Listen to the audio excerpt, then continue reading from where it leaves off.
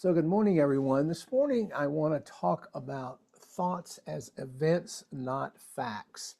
And it really speaks, this phrase really speaks to the nature of the mind, that the impermanent and conditioned nature of our mental states and the liberation that comes from recognizing this truth. And we've touched on this sort of briefly at times, but I want to take a little closer look at it today because this idea really aligns with the Buddhist teachings on mindfulness, on the nature of reality, and really the path of freedom from suffering. By understanding that our thoughts are simply fleeting, conditioned phenomenon rather than solid truths which we're to believe, we can begin to loosen the grip of attachment, aversion, and delusion, the three poisons which are the roots of suffering. You know, in Buddhism, thoughts are considered part of the mind or consciousness, as is true in most scientific and faith traditions. They arise and pass away just like clouds in the sky, but they're impermanent, they're insubstantial, and they're often tainted or colored by craving on the one hand or aversion on the other, either of which can lead to suffering. When we understand that thoughts are just mental events, occurrences, rather than facts, we recognize that they're just transient mental phenomena caused by causes, they're conditions caused by causes and conditions, not absolute truths about the world or about ourselves, but too often we treat them as absolute truths. For example, imagine feeling overwhelmed by a thought like, I am a failure.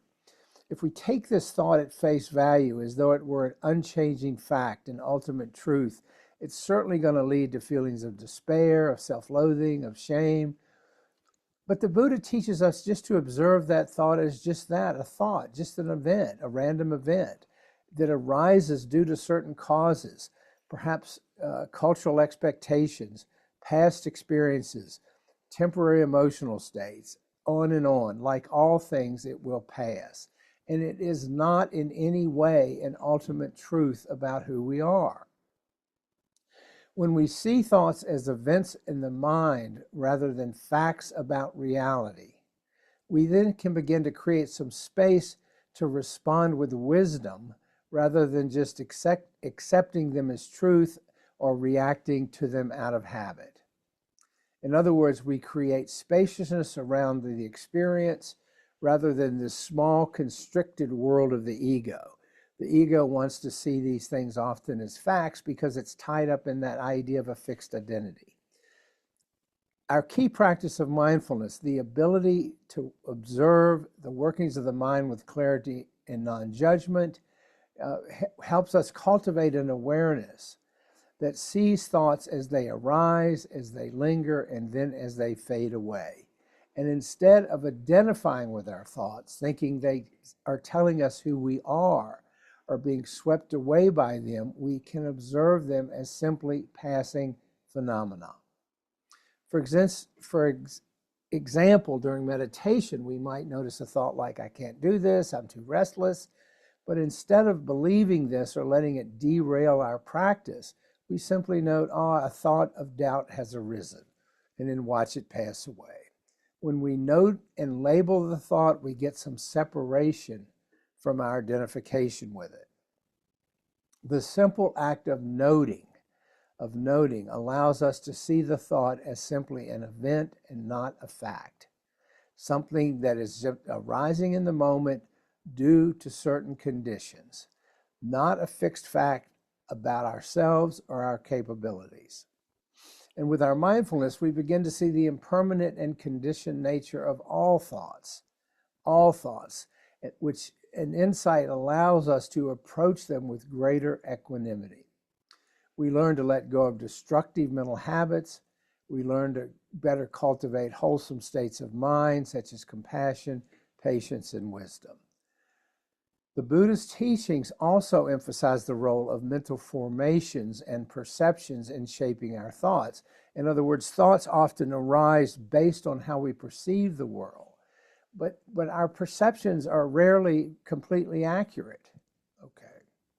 They are shaped by past experiences, as I said, cultural conditioning, and habits of the mind. What we take as facts are anything but facts. They are cognitive experiences distorted by our own biases. For example, if someone doesn't respond to a message we send, we might think, oh, they're ignoring me because they don't care.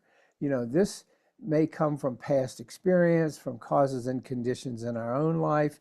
In the moment, it feels solid, it feels real, but it is simply an event. It is simply something that arises because of past conditions. Conditioned response based on our perception of the situation because it's familiar to something that's happened in the past. A perception influenced by what we often talk about here is the filters through which each of us have and which color all of our experiences. Each of us has a separate idiosyncratic filter, which again is a function of all our past conditioning and through which we view the world. But in reality, there could be countless explanations for our friend not responding. Maybe they're busy, maybe they're distracted, maybe they didn't get the message, maybe they haven't checked their phone, whatever. When we recognize that our thoughts are not facts, we avoid jumping to conclusions, jumping to habitual responses, and jumping to acting out of misunderstanding. It really gives us greater agency over our response. Clinging to thoughts as though they were facts will almost always sooner or later lead to suffering. When we get attached to and identified with certain ideas, certain fixed ideas about ourselves, about others, or the world, we start to create rigid mental frameworks that cause pain and suffering. If I hold tightly to the belief, as though it's a fact that I must always succeed, for example, it sets up suffering whenever I inevitably encounter failure. But when we understand thoughts as just mental events, we let go of this attachment and just think about the freedom that might be in doing that, the suffering that might be reduced. We see that thoughts are like waves on the ocean. They rise, they fall, but they do not define the ocean. They do not define the ocean itself.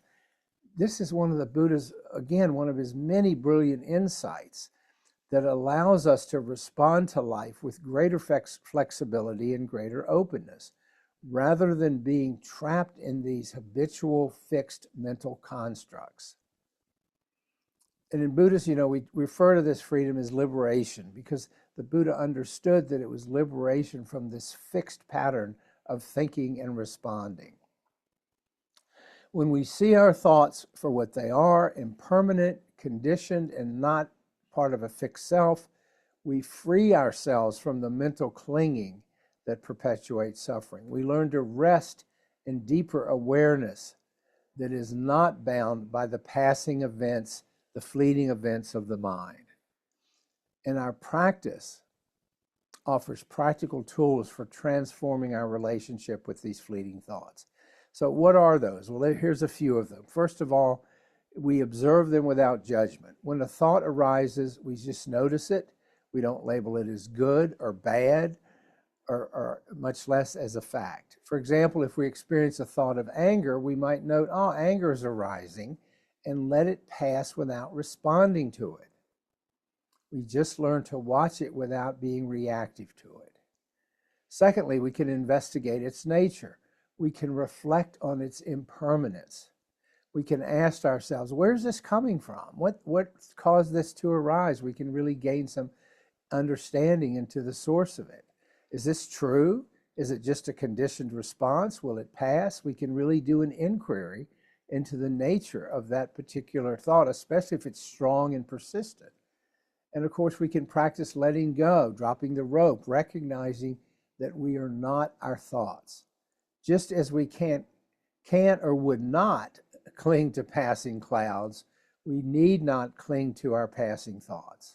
We let them come and go. We trust in their transient nature, but we don't accept them as fact. And then alternatively, we cultivate wholesome thoughts.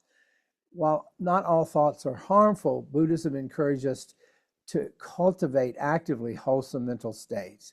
with practices like loving kindness, can help us replace negative thoughts with positive ones, thoughts of compassion and thoughts of gratitude. And then finally, we can just rest in awareness. The goal is rest in the awareness that underlies all our thoughts, all our monkey mind, all our mental busyness.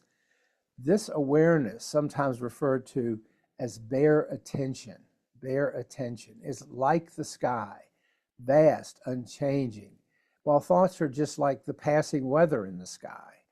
I like that metaphor in terms of that distinction. The understanding that thoughts are events and not facts is a profound insight from the Buddha. It reminds us that our mental states are not fixed realities that we believe, but they are conditioned, impermanent phenomena.